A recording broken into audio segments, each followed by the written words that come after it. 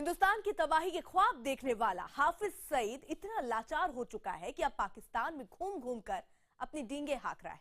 वो लोगों को बता रहा है कि कश्मीर से लेकर बलूचिस्तान तक उसके हजारों समर्थक फैले हुए हैं, लेकिन हकीकत ये है कि अब उसे उसके ही मुल्क में कोई भी गंभीरता से लेने को तैयार नहीं। इसलिए लोगों का ध्यान अपनी ओर खींचने के लिए उसने एक नया पैंतरा चला। अब वो कश्मीर में हिंदुओं के पुनर्वास का मुद्दा उठाकर लोगों को भड़काने में जुटा है।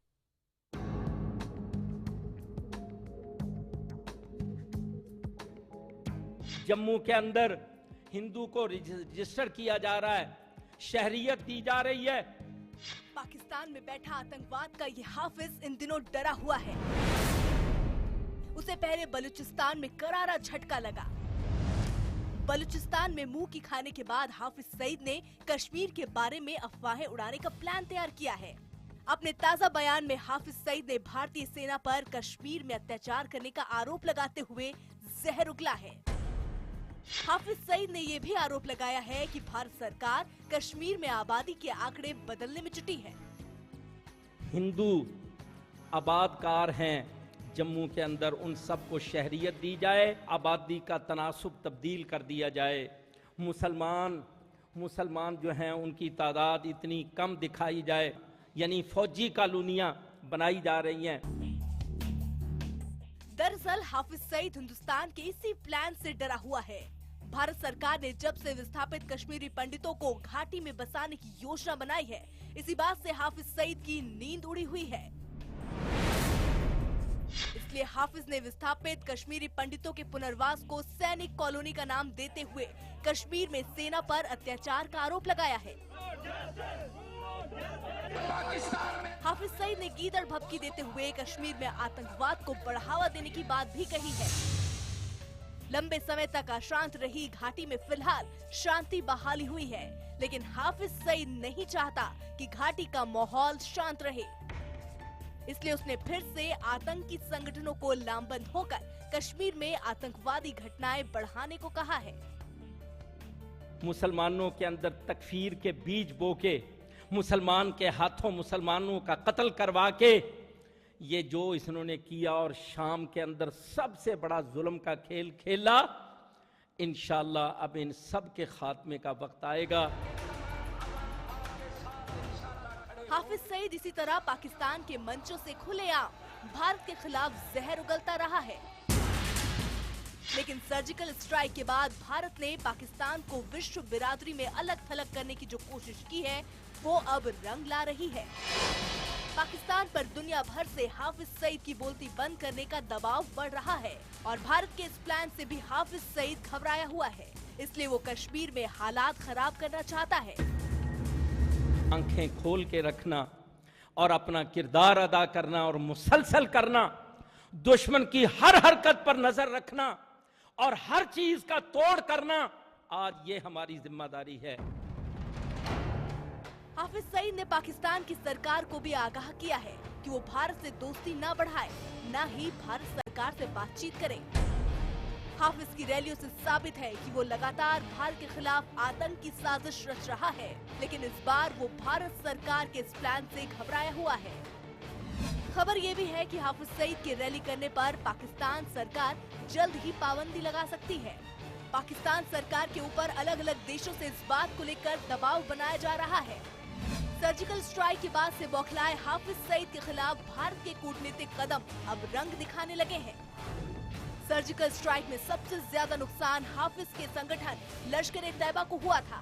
इसके बाद से ही हाफिज सईद लगातार भारत के खिलाफ जहर उगलता रहा है। इस बार कश्मीर से विस्थापित पंडितों के पुनर्वास के लिए केंद्र सरकार ने अब तक जो कदम उठाए हैं, उनसे हाफिज सईद के प्लान कश्मीर को झटका लगा है और वो डरा हुआ है। और यहूदियों के साथ अमरीकी, ये सारे काफिर इकट्ठे। पाकिस्तान के आतंक का ये आका घाटी का माहौल शांत नहीं होने देना चाहता है, इसलिए घाटी के बारे में लगातार झूठ फैला रहा है। हाफिज सईद ने पहले भारतीय सेना पर अत्याचार के आरोप लगाए, फिर एक और झूठ बोला सैनिक कॉलोनी का। फिलहाल घाटी में सैनिक कॉलोनी बनाने या बसाने का कोई प्रस्ताव पास नहीं हुआ है। कश्मीर को फंडामेंटलिस्ट कॉलोनी बनाना चाहते हैं। वो चाहते हैं कि कश्मीरी जो हैं वो प्रोग्रेस ना करें, तरक्की ना करें, वो एक मेडिवल एज में उनको ले जाना चाहते हैं, वहां पे शरीयत जो है उसको लगाना चाहते हैं, निजाम मुस्तफा शुरू करना चाहते हैं। 2015 में भाजपा के राज्यसभा सांसद तरुण विजय ने सेना के उन जवानों के परिवारों को श्रीनगर और घाटी की दूसरी जगहों पर बसाने का प्रस्ताव रखा था, जिन्होंने अपने कर्तव्य के पालन में वहां अपनी जान गंवा दी। इसके बाद रक्षा मंत्री मनोहर पर्रिकर ने कहा है कि जमीन की व्यवस्था करना राज्य सरकार का काम है। फिर अप्रैल 2015 में जम्मू कश्मीर के राज्यपाल और राज्य सैनिक बोर्ड के मुखिया NN वोहरा ने इस प्रस्ताव को मंजूरी दे दी, लेकिन इस प्रस्ताव पर जम्मू कश्मीर विधानसभा में कई दिन तक हंगामा चला। मई में खुद राज्य सरकार चलाने वाली पार्टी PTP ने इस प्रस्ताव का विरोध किया। सरकार ने तर्क दिया कि सैनिक कॉलोनी बसाना धारा 370 का उल्लंघन होगा। कंपोजिट कल्चर थी कश्मीर की, जिसे हम सूफियत या कश्मीरियत कहते हैं, वो उसने कभी नहीं देखी है। तो अभी इस हालात के अंदर उसका ये मानना या उसका इस बात को मानने को तैयार हो जाना कि उसके साथ और भी आगे कोई रहे, उसका हमसाया कोई और हो, बहुत मुश्किल है। पहले दावे की तरह हाफिज सईद का ये दावा भी झूठा है कि भारत सरकार घाटी की जनसांख्यिकी बदलने के लिए वहां हिंदुओं को बसा रही है। केंद्र सरकार ने अब तक घाटी में सिर्फ उन कश्मीरी पंडितों के पुनर्वास के लिए कदम उठाए हैं जो हाफिज सईद और पाकिस्तान के फैलाए आतंकवाद के चलते घाटी से विस्थापित हो चुके हैं। 1990 में आतंकवाद के कारण 1.5 लाख से ज्यादा कश्मीरी पंडितों को घर छोड़ना पड़ा था। 95-96 में घाटी लौटे कुछ कश्मीरी पंडितों की आतंकियों ने हत्या कर दी। 1997 से लेकर 2003 तक 100 से ज्यादा कश्मीरी पंडितों को मौत के घाट उतार दिया गया।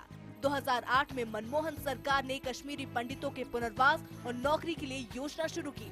2014 में मोदी सरकार ने 500 करोड़ रुपए कश्मीरी पंडितों के पुनर्वास के लिए जारी किए।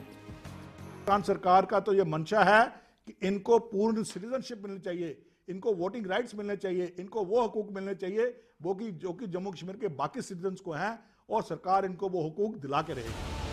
फिलहाल कश्मीर में उन्हीं विस्थापित पंडितों को बसाया जा रहा है जो वहां पाकिस्तान और हाफिज सईद के फैलाए आतंकवाद के कारण अपना घर छोड़ने को मजबूर हुए थे। फिलहाल अगर देखा जाए तो धर्म के लिहाज से कश्मीर की आबादी में 97% मुस्लिम है, जबकि 2% हिंदू हैं, 0.88% सिख और 0.12% बौद्ध हैं। लेकिन कश्मीरी पंडितों के पुनर्वास से अब हाफिज सईद ऐसा घबराया हुआ है कि उसकी नींद हराम है। कश्मीर की आवाम को भड़काना उसका आला मकसद हो गया है। फिलहाल हाफिज सईद जो चाल चल रहा है वो बलूचिस्तान से जुड़े उसके और ISI की करारी हार से जुड़ा है। उसका मकसद है कश्मीर समस्या में भारत को उलझाकर बलूचिस्तान का प्लान पूरा किया जा सके। इंशाअल्लाह हमने इस मुल्क का दिफा करना है, तो जनाब राहील शरीफ साहब जो ड्रोन पाकिस्तान में दाखिल हो। अब सवाल उठता है कि बलूचिस्तान के लिए पाकिस्तान को क्यों एक आतंकी मदद लेनी पड़ रही है। बताएंगे आपको एक छोटे से ब्रेक के बाद।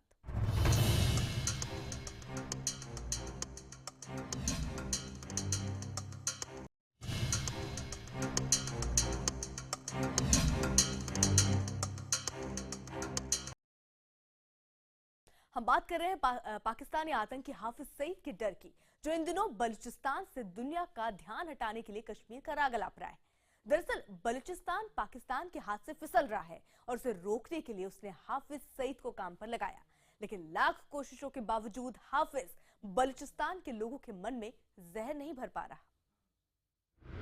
इंशाअल्लाह बलूचिस्तान पाकिस्तान सबको अल्लाह के फजल और करम से बहुत बड़ी कुव्वत मिली। ये मेरी दावत है। हिंदुस्तान के खिलाफ हमेशा जहर उगलने वाला हाफिज सईद अब बेशर्मी पर उतर आया है। हो जाएंगे। साल खत्म होते होते उसे अपने ही मुल्क में ऐसी चोट लगी है कि वो खुलकर करा भी नहीं पा रहा, इसलिए तथ्यों को तोड़ मरोड़ पेश कर रहा है, सरेआम झूठ बोल रहा है। हाफिज की बेशर्मी और हाफिज के झूठ को समझने के लिए पहले इन तस्वीरों पर नजर डालिए। कर्जे खत्म करके इंशाअल्लाह अपने कदमों पर खड़े होंगे, और जिस दिन पाकिस्तान के लोगों तुम अपने कदमों पर खड़े हो गए और अपने अंदर इत्तेहाद पैदा कर लिया। बलूचिस्तान के इस वीडियो में हाफिज सईद को चीखते हुए देखकर ऐसा लगता है कि मानो इसके सामने हजारों की भीड़ मौजूद हो, जबकि हकीकत ये है कि उसके सामने सिर्फ उसके गुर्गे बैठे थे। जो वहां सिर्फ अपने आका की बची खुची इज्जत बचाने पहुंचे थे। ये तस्वीरें 21 दिसंबर की हैं। हाफिज अपने गुर्गों को लेकर बलूचिस्तान के क्वेटा में एक रैली करने पहुंचा था। रैली को कामयाब बनाने के लिए महीनों तैयारी की गई। इसके बावजूद यहां आतंकी हाफिज सईद का शोर बुरी तरह फ्लॉप रहा। उसे सुनने के लिए कोई नहीं आया। सबको अल्लाह के फजल करम से बहुत बड़ी ये मेरी दावत और मैं इसको हर साथ। लेकिन अब हाफिज का एक नया बयान सामने आया है। पाकिस्तान के एक न्यूज चैनल को दिए इस बयान में हाफिज ने दावा किया है कि बलूचिस्तान में जबरदस्त समर्थन मिल रहा है। हम किसी को ये इजाजत नहीं देते कि वो यानी हमें पाकिस्तान से दूर कर देगा। ये अमूमन जो तासुर मुझे मिला है ना जी, और सैकड़ों कबायली अमायदीन से मैं मिला हूं, कोई 2-4 से नहीं।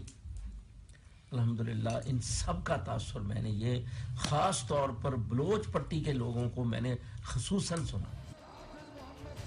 हाफिज पाकिस्तान में घूम घूम कर ऐसे बयान दे रहा है मानो उसने बलूचिस्तान में कोई कमाल कर दिया हो। लेकिन ये तस्वीरें उसके दावे की पोल खोलती हैं। लश्कर ए तैयबा के मुखिया हाफिज सईद का झूठ बेनकाब हो चुका है। हाफिज की इस रैली को कामयाब करने के लिए सिर्फ हाफिज के गुर्गे ही काम पर नहीं लगाए गए थे, बल्कि इसे कामयाब बनाने के लिए पाकिस्तान सरकार और सेना ने भी अपनी पूरी ताकत झोंक दी थी। इसके बावजूद उसे सुनने वाला कोई नहीं आया। दरअसल हाफिज जानता है कि बलूचिस्तान की जनता अब किसी भी कीमत पर पाकिस्तान के साथ नहीं रहना चाहती। इसलिए अपनी रैली की कामयाबी के बखान के साथ साथ वो एक झूठ भी बोल रहा है। सुनिए। लोग इंडिया की इन हरकतों से जो वो करते रहे हैं या कर रहे हैं बहुत नाला है। वो समझते हैं कि इंडिया हमारे साथ बलूचिस्तान को टारगेट करके वो हमें पाकिस्तान से अलग होने पर मजबूर करेगा। पाकिस्तान सरकार ने एक साजिश के तहत हाफिज सईद को क्वेटा में भेजा था। इसी साजिश के तहत ये रैली भी कराई गई, लेकिन रैली में जनता के न आने से पाकिस्तान सरकार की पूरी साजिश बेनकाब हो गई। साथ ही हाफिज की पोल भी खुल गई। पाकिस्तान जो मर्जी कर ले, बलूचिस्तान के अंदर वो हाफिज सईद का कोई प्रभाव नहीं पड़ने वाला। बलूचिस कभी भी हाफिज सईद क्या कोई भी पाकिस्तान का कोई अटेम्प्ट होगा उसको सक्सेसफुल नहीं होने देंगे। लेकिन हाफिज ये मानने को तैयार नहीं कि बलूचिस्तान में उसके पैरों तले की जमीन खिसक रही है। उल्टे वो हिंदुस्तान पर ही प्रोपेगेंडा करने का आरोप लगा रहा है। हाफिज के आतंकी संगठन जमात उद दावा ने ट्वीट किया कि भारत मेरे बलूचिस्तान के खिलाफ प्रोपेगेंडा कर रहा है। वो मेरे यहाँ आने पर ऐसे व्यवहार करता है मानो मैं दिल्ली आ गया हूँ। ये है हाफिज का सबसे बड़ा डर और सबसे बड़ा झूठ। बलूचिस्तान पर तो वो झूठ बोल ही रहा है, उल्टे हिंदुस्तान पर तोहमत मढ़कर पूरी दुनिया का ध्यान खींचने की कोशिश कर रहा है। लेकिन उसकी हर कोशिश पर बलूचिस्तान की ये तस्वीरें भारी हैं। बलूचिस्तान के लोग पाकिस्तान के खिलाफ सड़कों पर उतर आए हैं। मुल्क से बाहर रहने वाले पाकिस्तानी तो हर मंच पर आजादी की मांग कर रहे हैं और इससे डरे हाफिज के पास जहरीले बयान देने के सिवा कोई चारा नहीं बचा। इसी के साथ स्पेशल रिपोर्ट में आज बस इतना ही।